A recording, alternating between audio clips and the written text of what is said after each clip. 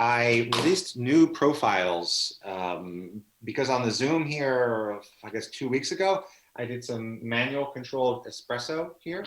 And if you want to do completely manual controlled, then you need to turn off the profile. You need to do a profile that has no water flow so that you can control it here. Now, the group head controller will do either pressure profiling or flow profiling, whatever the current mode is.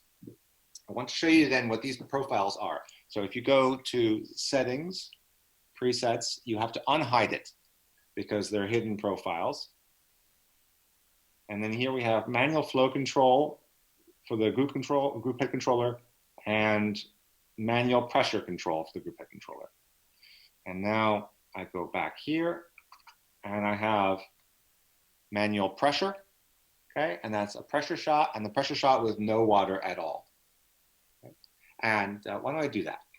So I'll show you what that looks like. So I'll tap here, start the espresso.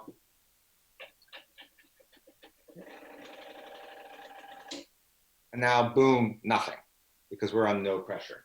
Okay? So now I'm emulating like the Rocket R9 machine, which is a pressure profiling machine. And if I put my finger here, you can hear the water coming up. The flow rate's really high because it's trying to build pressure, okay? Because I don't have a coffee puck in there. So now the same thing for here, pressure, manual flow control, like so. Let me start that. Now this will be more calm, right?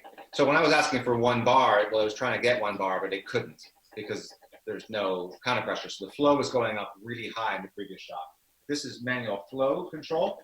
And now I'm going to 4 mils per second, 6 mils per second, 8 mils per second, let go, and flow immediately stops.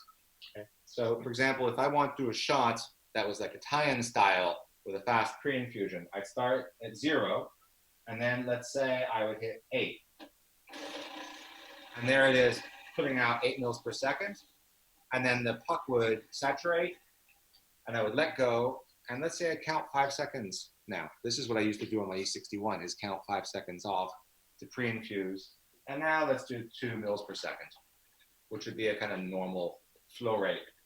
Okay? So that's me making a completely manual espresso with the flow profiling. And you can see this is the insanity of what I just did. Okay? Tap to zoom it.